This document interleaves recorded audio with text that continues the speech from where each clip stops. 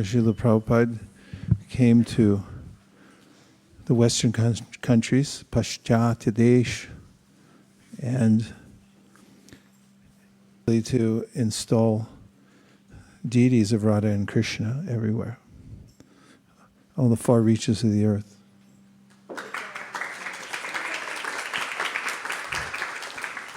In Australia, and of course New York City, Shishi Radha Govinda are there.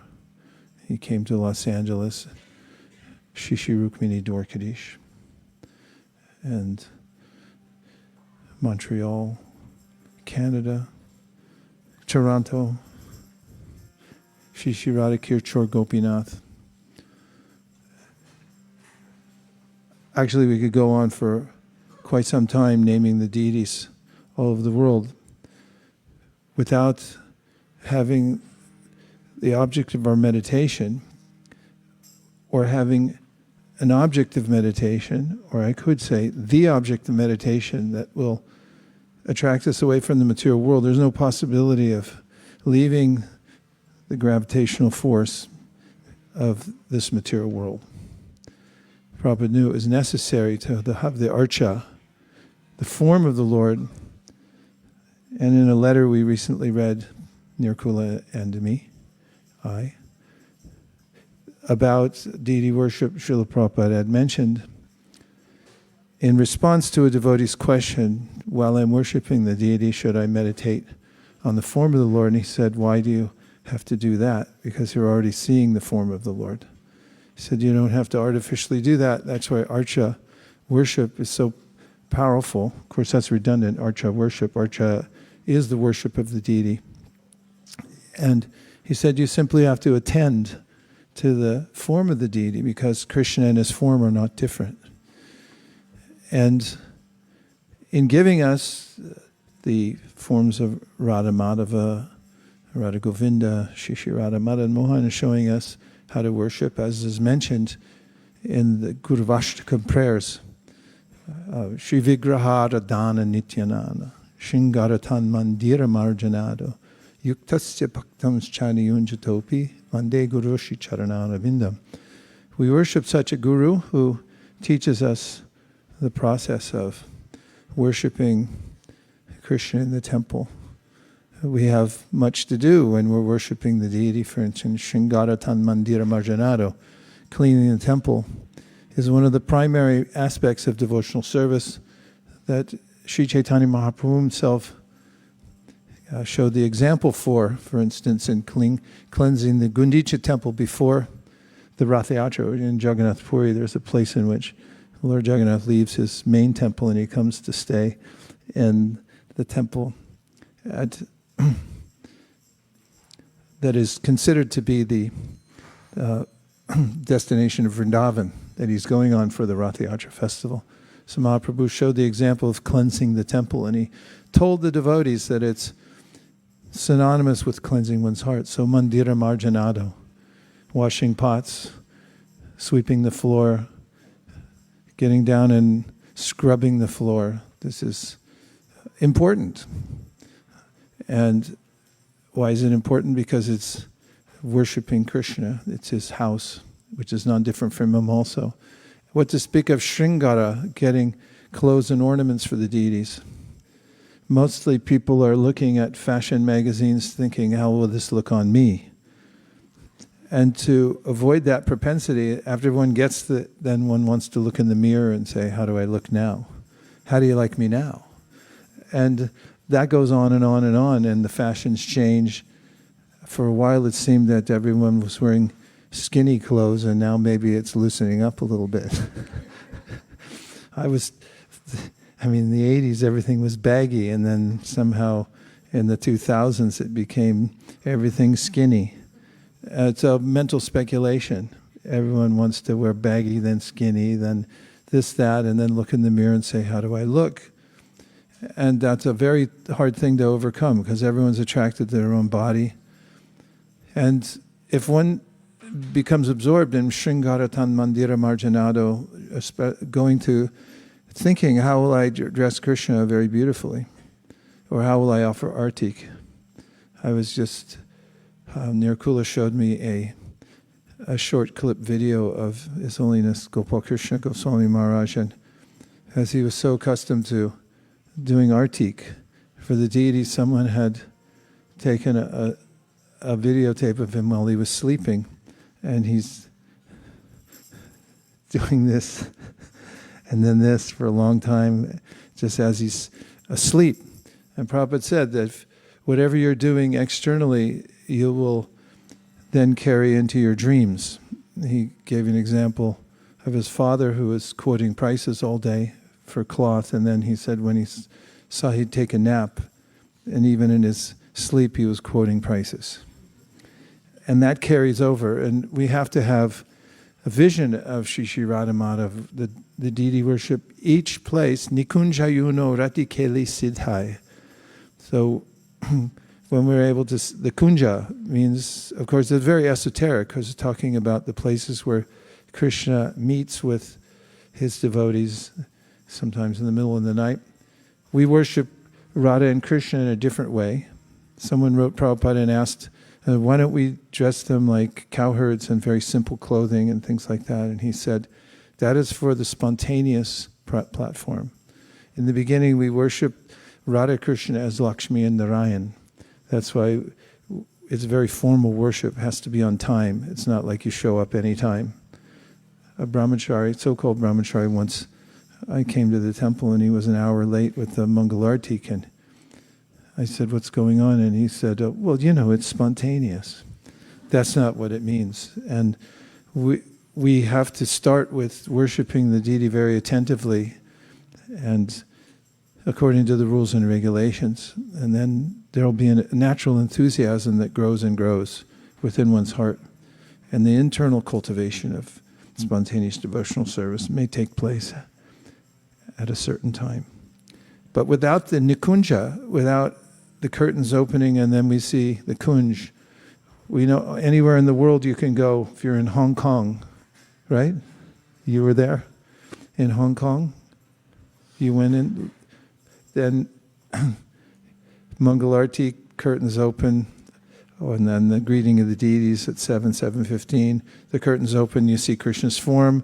In the shringar, the clothing, the ornaments, everything is very beautiful, carries the mind away, and you hear the song about the spiritual world. This is the nikunja. You look in, just now you can see Shri Shri Radhamata Mohan in a little forest somewhere. And this scene is what we bring our mind to meditation upon.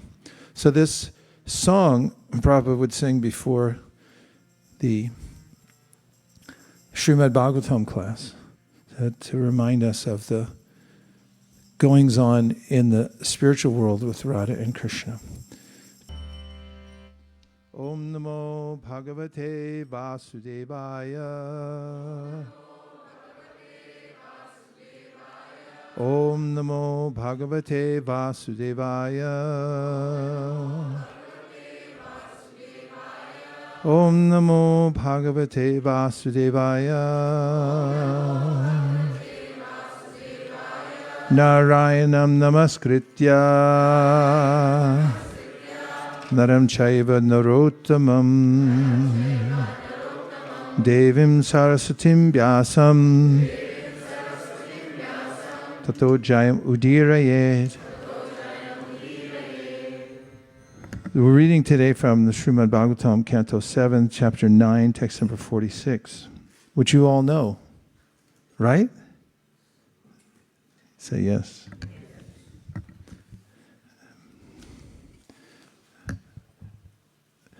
Maunavrata Shutatapodyayana Swadharma.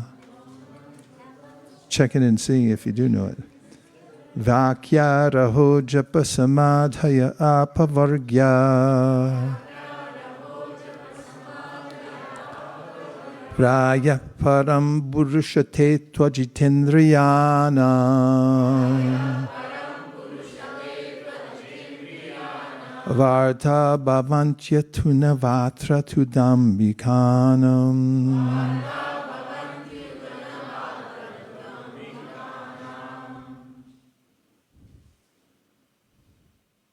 Go ahead.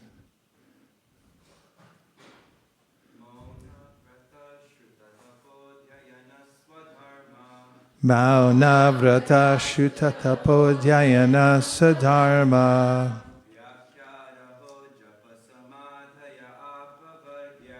Vakyaraho japa samadaya apavargya. Praya param purushate tvajitendriyanam. Praya param purushase tvajitendriyanam. Varta bhavantyutana vatra tudambhikanam. Varta bhavantyutana vatra tudambikanam. Dozo.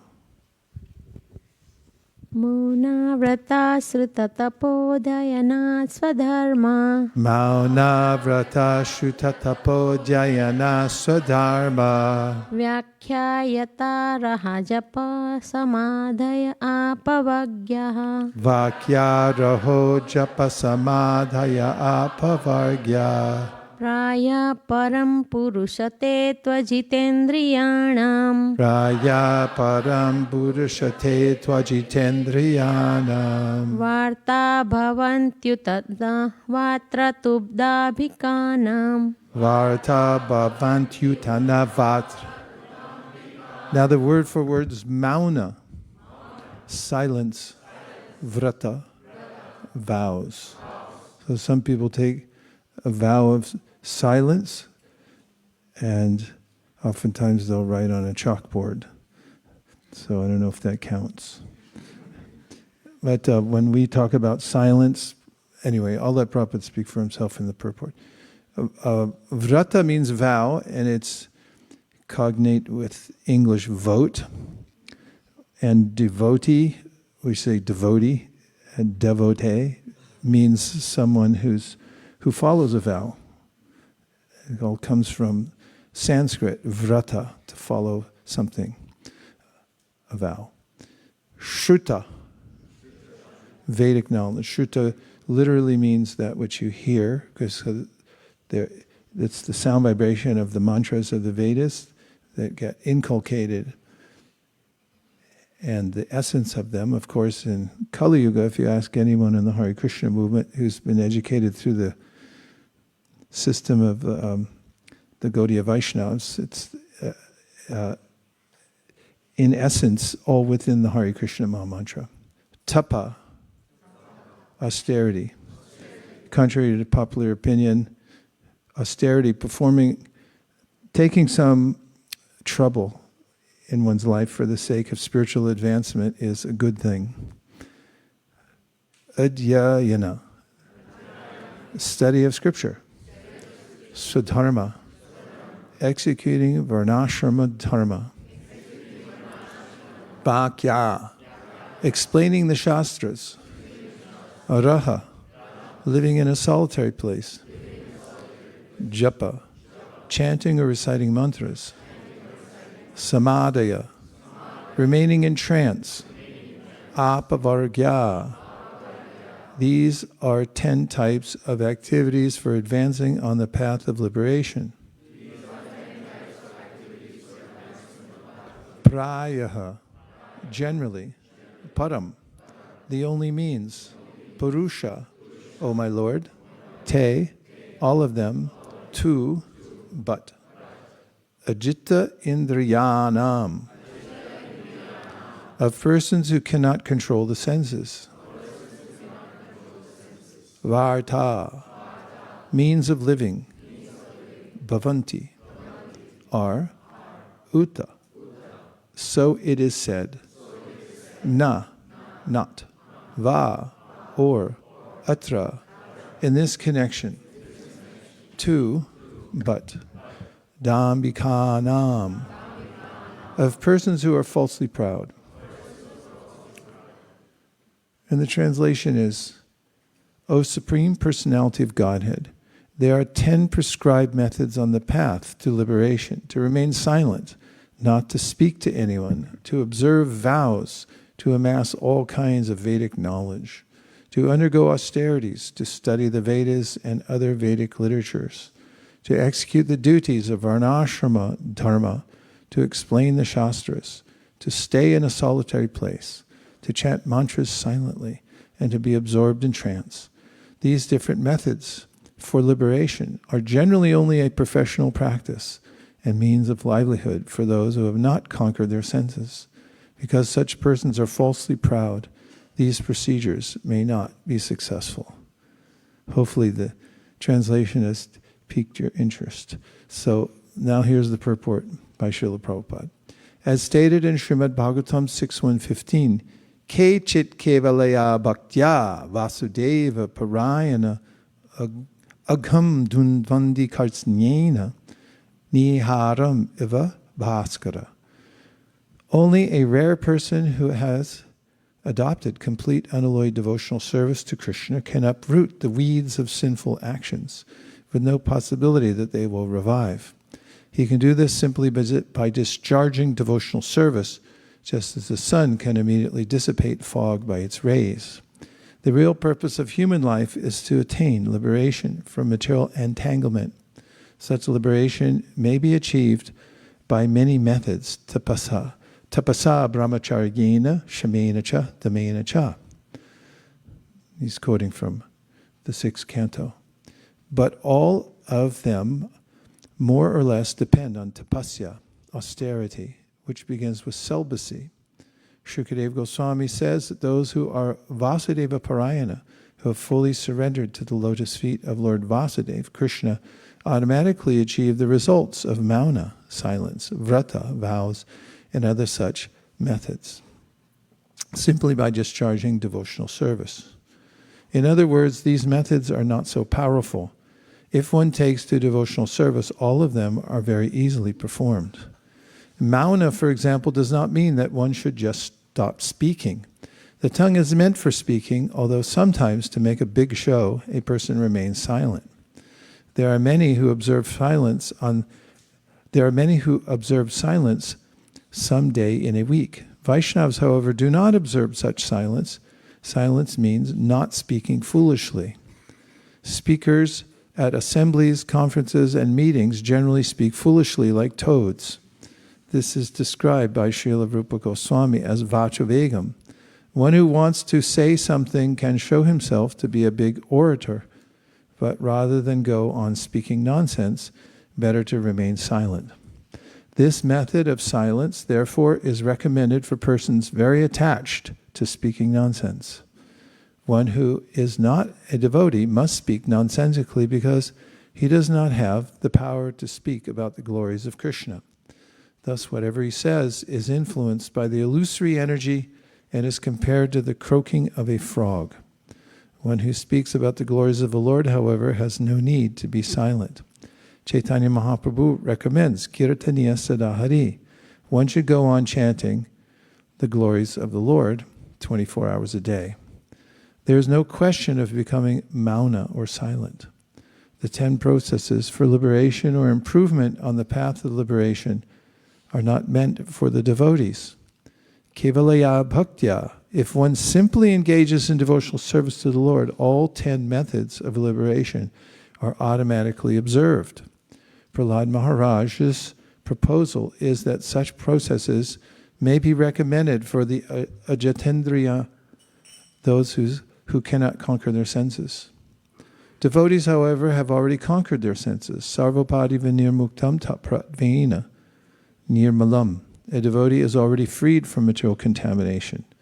Srila Bhakti Siddhanta Saraswati Thakur therefore said, Dushtamana tumi kisir Vaishnava pratishtara tare nirjanera ghare taba harinam kevala kaitava.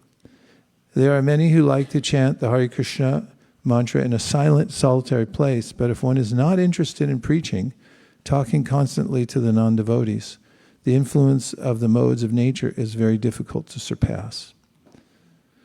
Therefore, unless one is extremely advanced in Krishna consciousness, one should not imitate Haridas Thakur, who had no other business than chanting the holy name always, 24 hours a day. Prahlad Maharaj does not condemn such a process. he accepts it. But without active service to the Lord, simply by such methods, one generally cannot attain liberation. One cannot attain liberation simply by false pride.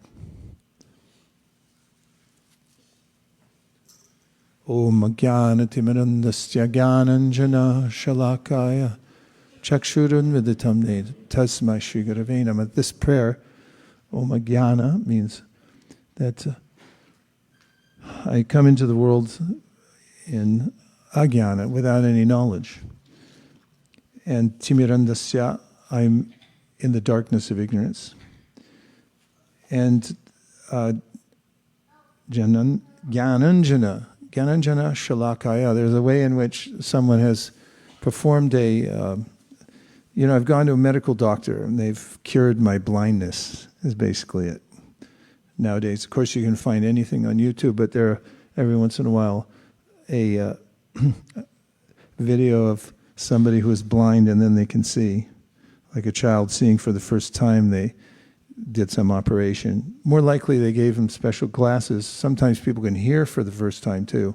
They do some operation, I don't know what it is, but they do it, and then they hear for the first time, and you can see that suddenly their countenances change, and they are amazed that sounds are coming in. And so there's a sense in this prayer, Om Jnana Timirandasya Jnananjana Shalakaya, that there's, I couldn't see, I couldn't hear, I didn't know anything, and then I came to the doctor, and he gave me a little operation. It was like suddenly I can see and hear and understand the purpose of life. Chakshur unmilitam yena tasmai Shri Gurave Namaha. Therefore, he says, I offer my respects to this person. How much gratitude do we have? I can still remember times when people told me, I went to many doctors, said, we don't know what's wrong, can't fix it, or they misdiagnosed it, and then finally I met some old guy who was about to retire and said, I know what it is, I can fix it. I said, no, you can't. Nobody else could. And he said, no, I know this. And then it was fixed. And I always remember that person. What to speak of somebody saves us from the darkness of the material nature. And whichever one it is, as we see in the very beginning of the Sri Chaitanya Charitamrita, that Kaviraj Goswami talks about the ways in which there's the Vartmana Pradakshaka Guru. Bilvamangal Thakur, in his exalted writings, offers his obeisances first to Chintamani, who was his girlfriend, who said, hey, wake up. Why don't you become a devotee? You're so devoted to this love affair we're having. If you just transfer that to Krishna, you'd actually be happy. And he's like, thank you. You changed my life. So even as a Paramahamsa, he's offering his respects to his girlfriend, saying, thanks for bringing me to this point. And then, of course, to those who are giving ongoing help, because there's a way in which, even as we practice devotional service, we need to rectify ourselves at various intervals, maybe every 5 minutes.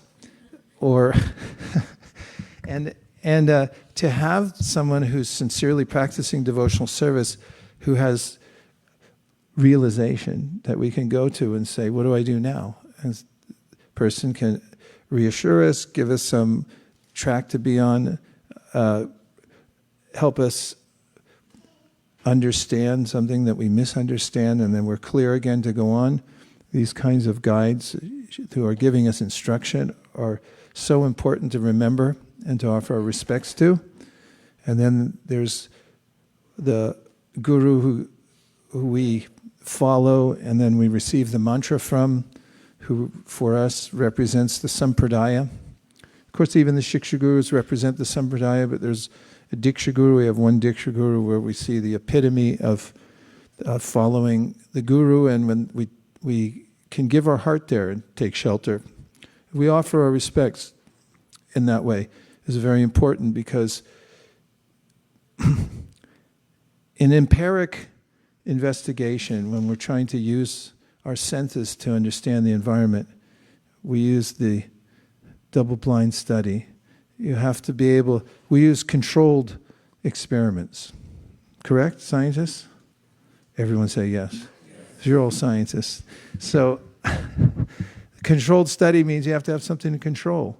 You control for this, control for that. To some degree, because we're consciousness and we're looking at matter, which is inert, to some degree we can control it, although imperfectly. There's the Heisenberg effect. When you look at something, as soon as you start studying it, it goes a little bit, it changes its stature a little bit. It's hard to nail down anything, even in the material world, but to some degree we can control matter, evidenced by the ways in which we develop technologies through which we're able to mess things up in the world quite a bit.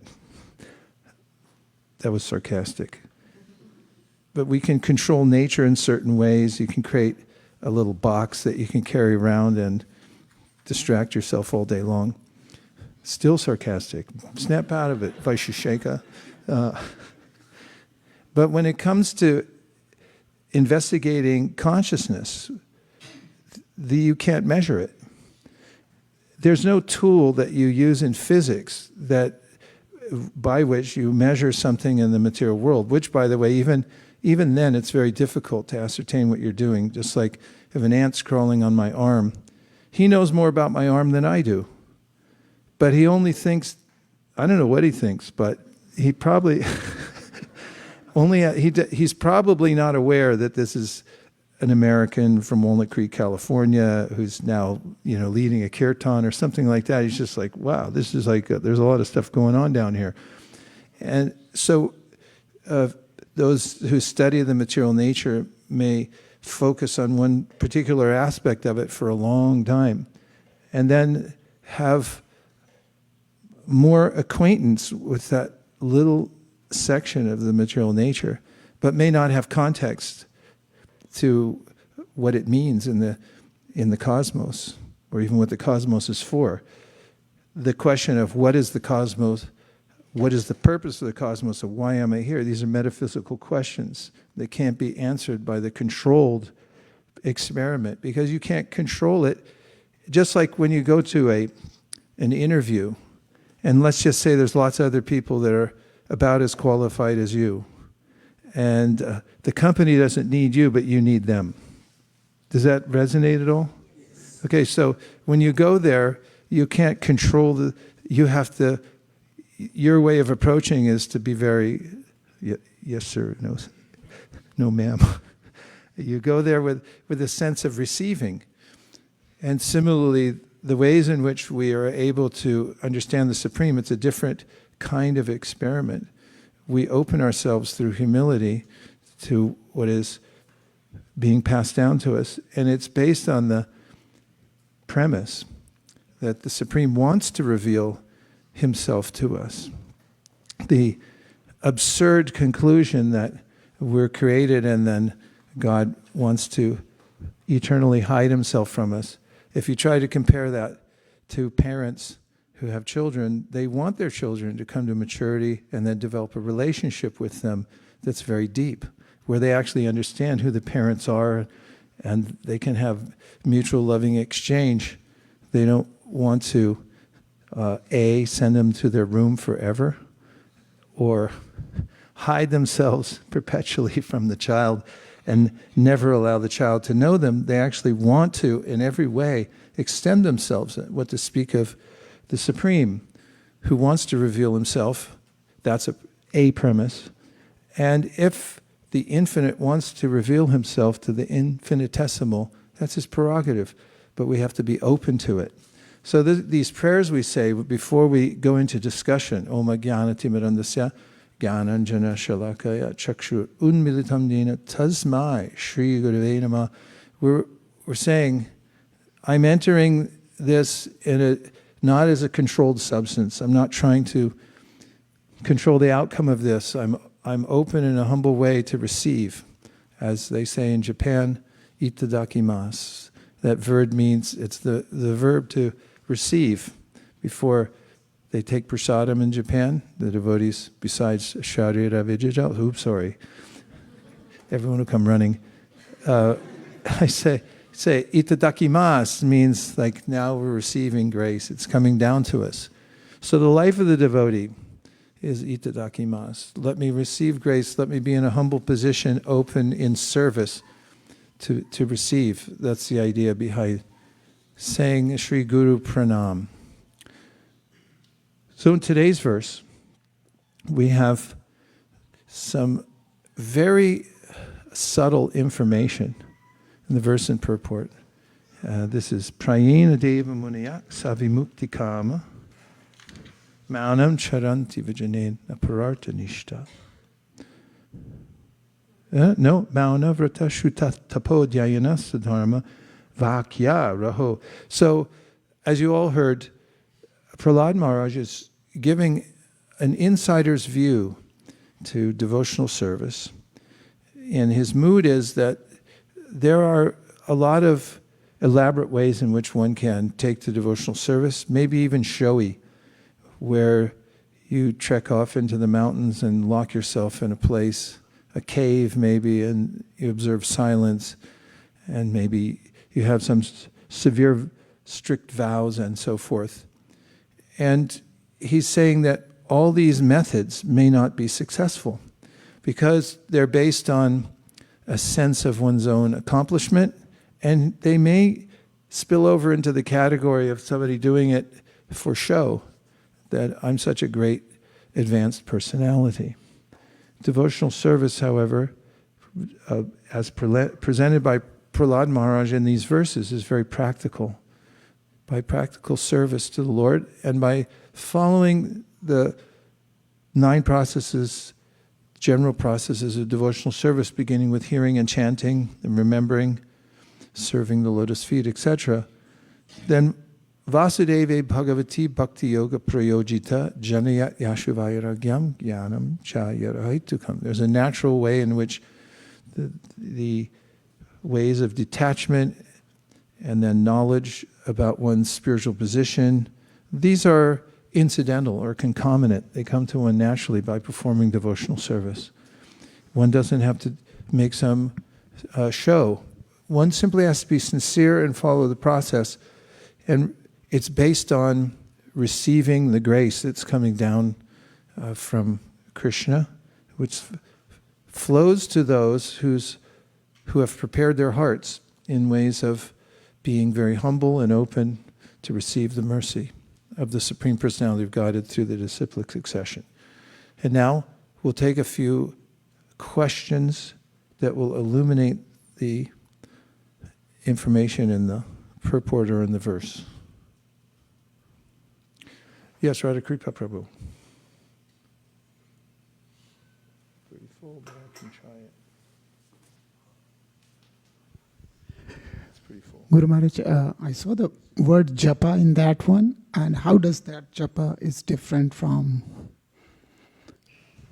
the chanting which we do? Because I got a little confused on that one, because japa is mentioned at one of the austerities. It's all in the context of performing activities that are meant to elevate oneself by one's own power. It is japa, we do japa, but the mood is Srinadapi Sunichena Toror Api Suhishna. What Prahlad Maharaj is talking about here categorically is a sense that I'm doing on my own. And there are many different mantras one can chant as well in japa. The Hare Krishna Maha Mantra. I was just remembering our former pujari from ISV. And once we were in Santa Cruz together distributing books, and he taught the Maha Mantra to a young woman with her child, and she said, "What does it mean?" And he said, "It means I need help." So yeah, there are parallels here, but he's talking about the mood. And also he goes into the fact that the highest conception, and it goes along with many other verses in Prahlad, which is really Prabhupada's mood and Srila Bhaktisiddhanta's mood, which is the highest service is that of distributing Krishna consciousness to others, because it's the main purpose of the material world. And in the process of doing that, one becomes Krishna's friend. And Krishna says in the Bhagavad Gita, there's no one more dear to me than the person who's doing this. So when we do japa, we're, of course, meditating on Krishna's name and so forth, but in a different mood, not silently or in a secluded place. Prahlad has said also in these series of prayers that I don't want to go to a far-off place, a far-flung place. I want to be in the middle of the city. Put me in the middle of, where's the middle of Silicon Valley? Find the map, say, where's the most crowded place? That's where I want to be, he's saying, because he said that's where people are suffering due to a misconception, bharam udvahato vimudhan. They're burdened by the materialistic conception, and by staying there and giving people an opportunity to take to Krishna consciousness, they become relieved from that, and that is the highest type of service. So he knows when devotees are engaged in that kind of activity and then they chant japa, they're renewing themselves, reconnecting so that they can go out and give it to others. And there's a difference between that and japa sitting in a cave. Even if you're chanting the Hare Krishna Maha Mantra, we hear in this purport, Srila Bhaktisiddhanta did not like that. He didn't like that people would go off by themselves and imitate Haridas Thakur. And I saw it happen almost every time we'd go as a group, a large group, to India with Prabhupada. And everyone would get there, inevitably somebody, it was never anybody I knew intimately, but there was always somebody, like, where's such and such? It's like, he's at Radhakund. Well, we're at Bhagavatam class, and it's like, what's he doing there? He's sitting under a tree chanting all day and night. And, Prabhupada didn't appreciate that they left the group and then they went off on their own to Radhakund to imitate Haridas Thakur. And I can say that in the several, or there were more than that did that, it was, if there was a scoreboard, it was 0 for the lonely chanter and a very high score for the material energy. Because you could be anywhere if you're in the wrong mood, even if you're in a very sacred place. If you don't align with the proper mood, then you can easily fall into Maya there too. Maya is all pervading. Bhakti and Divya.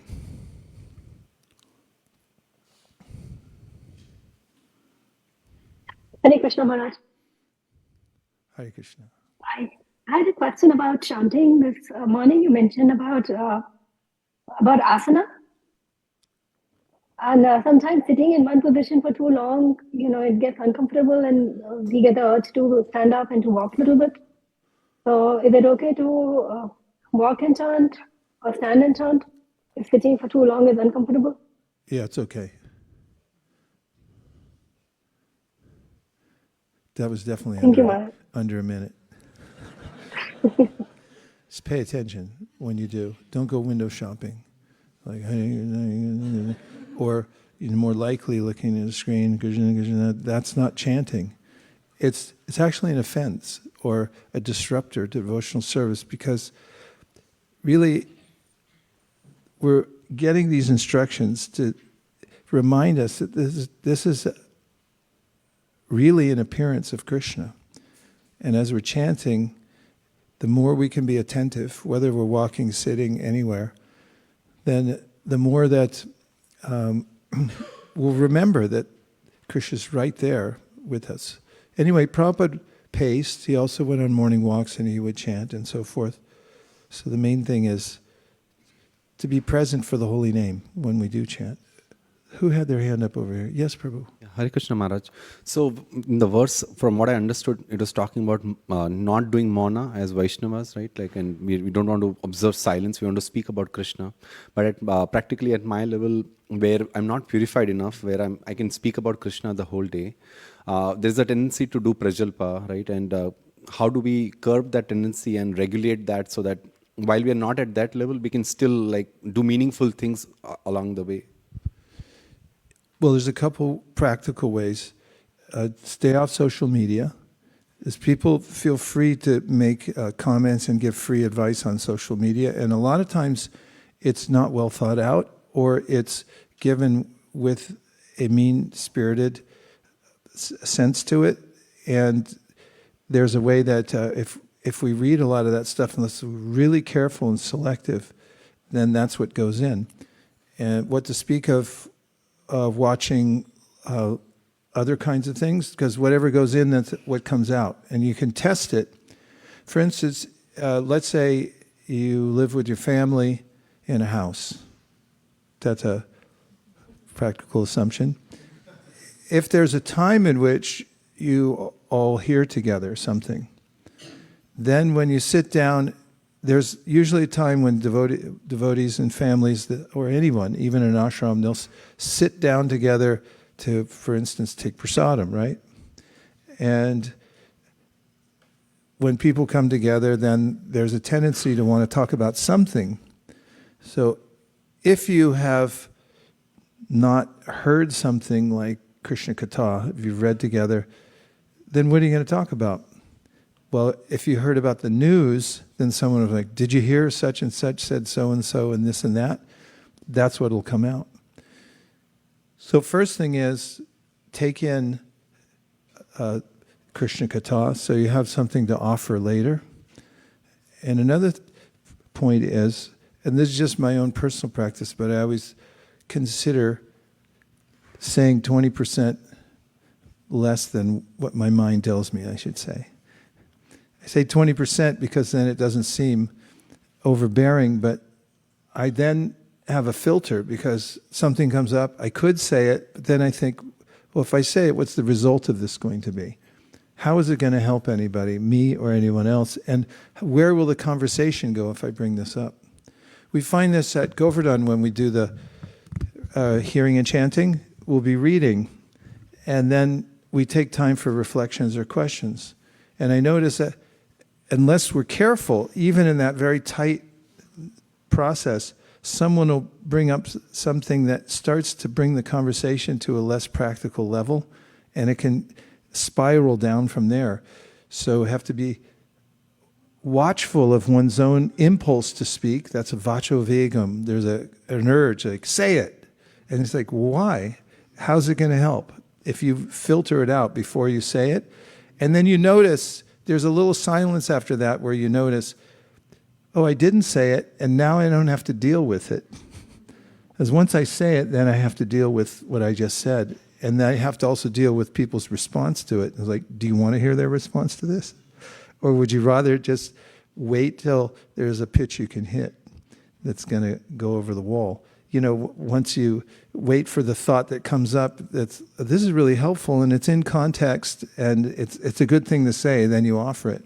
I've seen it even managerial meetings, those who are seasoned and really helpful in these types of meetings are careful because they know that it can become an out-of-control train if they just throw in all kinds of irrelevant things. I've seen the best of devotees who are good managers and devotees who will be in a meeting and they'll wait until there's something really helpful to say. And everyone appreciates it because they could have said a lot of other things because they had something. Anyway, so filtering is very helpful, but most importantly is taking in things that where you have revelation that you can share with people later. Now, there is a case in which some people may become so stodgy that every time you get around them, you know, they'll like, I don't want to talk to you because that's not Krishna conscious. I mean, sometimes Prabhupada would tell a joke. And, you know, I was there once in Vrindavan in 1975 when the temple opened. And Prabhupada opened a bank inside the temple. It's no longer there. But he opened it. And I was standing right behind him when he was cutting the ribbon and doing the ceremony, and he told a joke during that time. And everybody laughed. And it was funny. It was related to the bank, but it wasn't Krishna Katha right out of the Bhagavatam.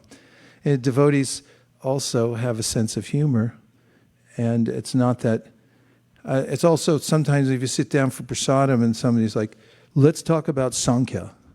It's like, let's just take a little prasadam. And I've seen that before too. I was at Govardhan, somebody invited us to our house, and there was a very enthusiastic younger devotee, and it's like, yeah, let's talk. What about the elements? He was asking a senior devotee. It's like, and he said, senior devotee's like, it's very nice, but it's not. You should have a little lighter conversation during prasadam, not try to jam in Sankhya Yoga explanation during this time. So devotees aren't so pedantic that like, no, that's not Krishna Katha. I'm not going to talk to you about that. But they're always thinking of Krishna. They think about how to bring the conversation back in that direction. And if there's lightheartedness, they're appreciating that it's a joyful situation. Thank you. So, okay, next question. Thank you, Bhakti and Divya. Krishna Saka. Thank you, Ramaj. Dandavat Pranam, Jai Shri Prabhupada. Thank you for the wonderful class. I had this question.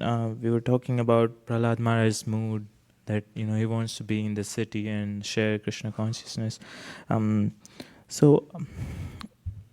Here's a question. So why one should go out for books specifically? I'm not like sharing Krishna consciousness, but books specifically, if only like the verse and where Brahma says that just by hearing one can develop love for Krishna, that he can conquer the unconquerable just by hearing, then why, and when I do that, hearing Srimad Bhagavatam, I feel more connected also.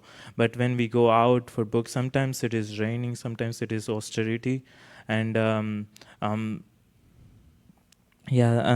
I was thinking about Prahlad Maharaj. He was liberated also, that that he could do it, and how it means to go out and give Krishna consciousness to others. Sorry, you said Prahlad Maharaj could do it.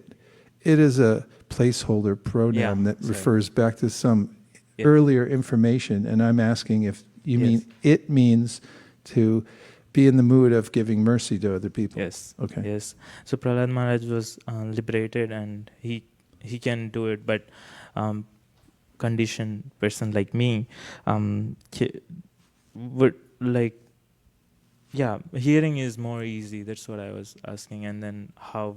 I don't know what you're talking about. You're all over the place. Utah, Montana. every time I look on the web, you're somewhere else giving somebody the Krishna consciousness and bringing them in. So maybe you're asking for somebody else? I don't know. Okay, there is a principle. First of all, variety is the spice of life. And even Prabhupada sometimes he would chant bhajan, sometimes he'd chant japa, sometimes he's writing his book, sometimes he's taking prasadam, going on a morning walk. And there are varieties of things to do. We like variety because we're humans and we're jivas. We want ananda, means jivas just want to have fun. So there's a way in which devotional service is according to one's taste, and people have certain tastes. Some people are very much suited for worshiping the deity and so forth, and others, management type people, they like to be organizing people and telling them what to do and so forth. So there are a lot of ways that one can engage in devotional service and also be part of spreading Krishna consciousness. And as far as staying and hearing, there's a way that Shushu Shro Shradhanasya Vasudeva Kataruchi Syan Mahat Seveya Vipra Punya Tirtha. Yeah. So this verse means that by serving great souls, you develop an affinity for hearing and chanting.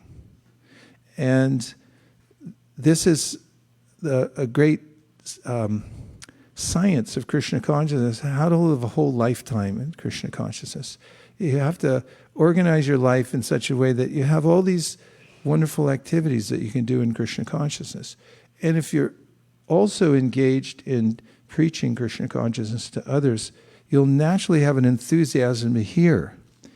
if all you do is hear all the time, if you can do it, sometimes people say, well, whatever happened, just chant Hare Krishna. It's like, okay, go ahead. Just chant Hare Krishna. Don't do anything else. That's Haridas Thakur.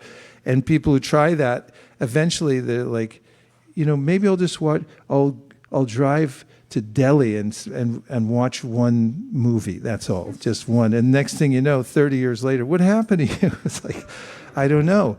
So if you have a balanced life, it's like a balanced diet. Eat a rainbow diet of in Krishna consciousness. Have all these items, but it's a very active. It's a active ingredient to have mercy for others. It's really the principle of the Krishna consciousness movement to extend ourselves to others. That's why it's a movement. What are we moving towards? Even Prabhupada said, I didn't build any temples in India. He said, I also didn't have intention to build temples in America. He said, when people started coming, wealthy individuals, and saying, I'll build you something, he said, I accepted the donations and I built temples. He said, but my main occupation was to do the business of the high-class devotees, which is to preach, to distribute books, and to hold forth in ways that people can come in and hear about Krishna. That's first-class devotional service. And so if you have everything else, but you don't have that, you're missing the active ingredient, and the environment will become dry and stagnated. We need to be out preaching, and this is the mood of Prahlad Maharaj. The real worship of Krishna takes place person to person, and the real purification takes place person to person also. There's a book I once heard about called Everything I Needed to Know in Life I Learned in Kindergarten. And it was a very interesting book, and I liked the premise. And we could write a book, Everything I Needed to Know About Life I Learned out on book distribution, or in the process. And there's a way in which, when you're engaged in going out to meet people in various places, you have a strong connection with Supersoul, and a strong connection with Krishna, and you start to develop a strong taste for hearing also.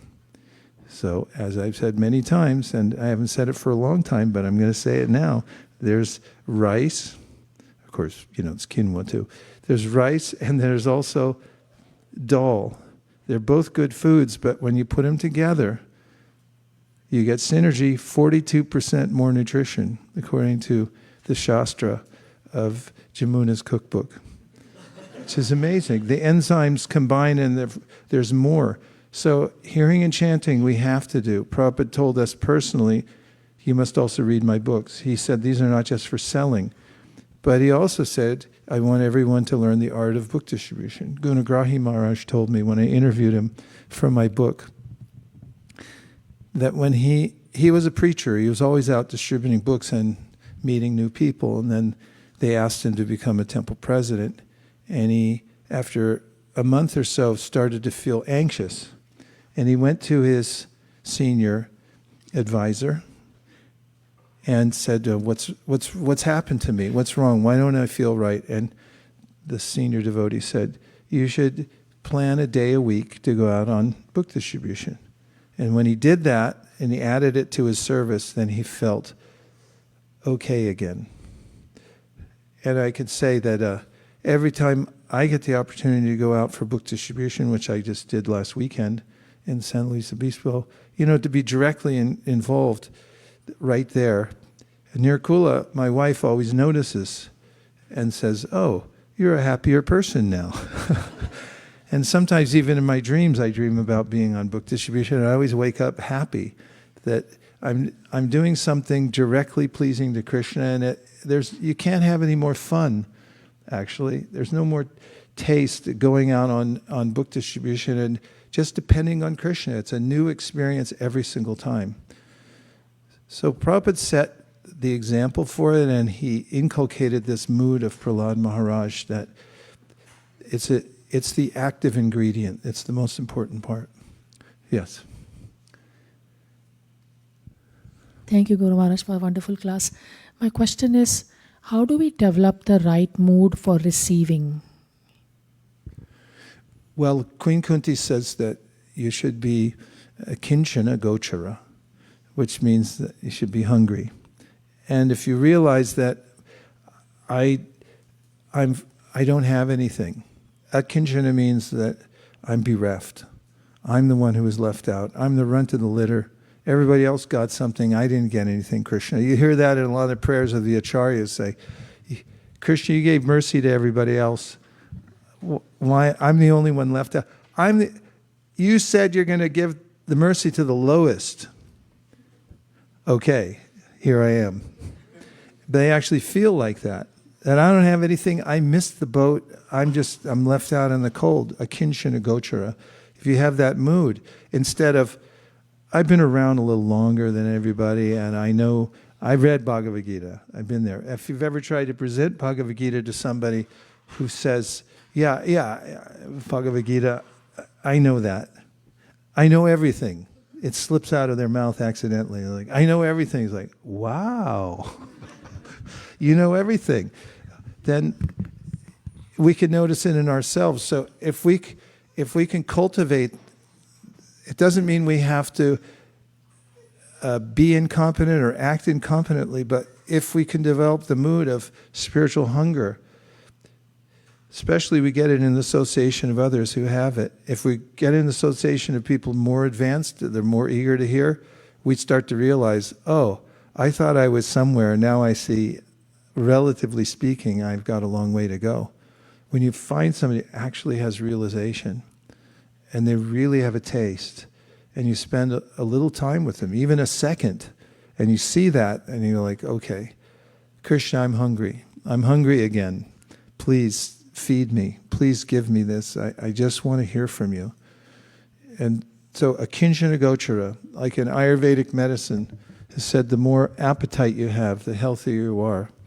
If your appetite's dead, then you can't eat anything. And also, our appetite can be killed if we become disrespectful to the process, to devotees and things like that. We lose that hunger that we have. And it can happen even in course of time. Sometimes people say, I was much more enthusiastic when I first joined Krishna consciousness.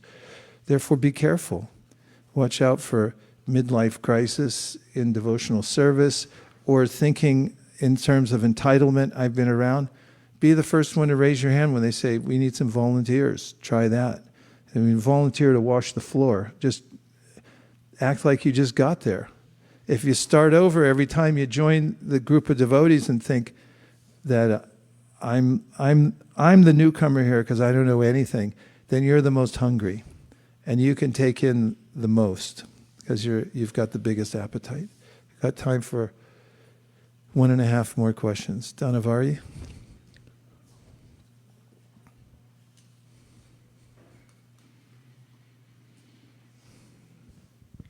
Hare Krishna, Guru Maharaj. Thank you for giving us non-stop guidance and your care. My question is, you mentioned that we can we meditate on Vrindavan Leela or Krishna Leela on like when we are not there? Is it not spontaneous? Is it okay to just meditate on Krishna Leela in our mind? Is it okay or not? It's best to read Krishna book. That's Krishna Leela. And if you become addicted to reading Krishna book, then you'll naturally remember Krishna Leela in Vrindavan or Dwarka or wherever. So we don't boycott Dwarka or Mathura. We also don't boycott Vrindavan. As Prabhupada said, we don't boycott Radharani because there were some devotees who, when the Chaitanya Charitamrita came out, said, aha, we've discovered a shortcut. We're going to go to only the parts in the Chaitanya Charitamrita about Krishna Leela in Vrindavan. And we will push aside everything else. No Bhagavad Gita for us, no pastimes in Dwarka, no pastimes in Vrindavan, only Krishna Leela. And this is an imitation of of spontaneous devotional service. If one hears properly, then one will remember naturally. And I said Krishna book because especially in the context of Krishna book, Prabhupada wrote it and gave context. Shraddhanvito na shrinu yadapa api varna yedyad. There's a way in which one has to develop one's faith to hear it properly. And Prabhupada had included the parameters within the Krishna Leela and the Krishna book so that one continuously remembers what it means. You don't misunderstand it, that it's something ordinary. So that's practical. I recommend that you follow in the footsteps of Dāsa, one of the early devotees of the Krishna consciousness movement, who Prabhupada mentioned to him one time. He said, you should read and study the Krishna book. So throughout his life, he always has a Krishna book with him. And the copy I saw, that he's carried for so many years, it has many, many markings and references. And if you ask him about Krishna book, he'll be able to tell you a lot of things. So that's practical.